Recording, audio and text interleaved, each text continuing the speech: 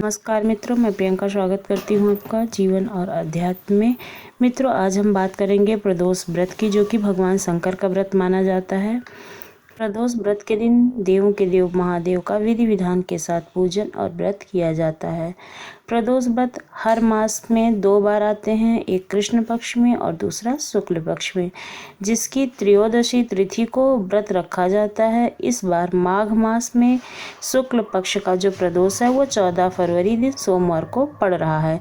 सोमवार के दिन होने के कारण यह सोम प्रदोष व्रत कहलाएगा। जैसे ये प्रदोष व्रत अद्भुत होगा। सोम प्रदोष व्रत सर्वथा सिद्ध योग और आयुष्मान योग में पड़ रहा है। माना जाता है कि ये योग सभी मनोकामनाओं की पूर्ति करने वाला है। इस दिन व्रत रखने और प्रदोष काल में शिव पूजन करने से आरोग्य, सुख, शांति, धन, वैभव आदि की प्राप्ति होती है। ये जान लेते हैं इसकी तिथि और शुभ मुहूर्त। माघ मास के शुक्ल पक्ष की त्रयोदशी तिथि यानी 14 फरवरी को पड़ रही है।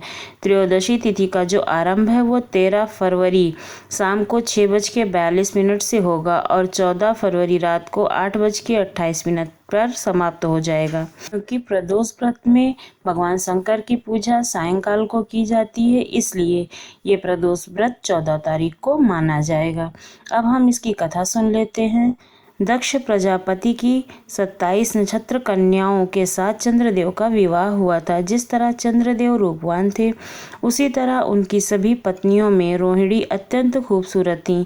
सभी पत्नियों में चंद्रदेव का रोहिणी से विशेष लगाव था। रोहिणी के प्रति चंद्रदेव के प्रेम को देखकर उनकी अन्य 26 पत्नियां मन ही मन दुखी रहने लगी थीं। एक समय चंद्रदेव की 26 पत्नियों ने अपने पिता से प्रजापति दक्ष अपने पति की शिकायत की। क्योंकि शिकायत से दुखी होकर प्रजापति दक्ष ने चंद्रदेव को श्राप दे दिया, जिसके चलते चंद्रदेव क्षय रोग से ग्रसित हो गए थे। इस स्थिति में धीरे धीरे श्राप के कारण चंद्रदेव की कलाएं क्षीण होने लगी थी, जिसके चलते पृथ्वी पर भी बुरा असर पड़ने लगा था। तब चंद्रदेव अंतिम सांसों के करीब पहुंचे, तभी नारद मुनि ने उन्हें भगवान शिव की आराधना करने के लिए कहा। जिसके बाद चंद्रदेव ने त्रयोदशी के दिन महादेव का व्रत रखकर प्रदोष काल में उनका विधि विधान से पूजन और व्रत किया।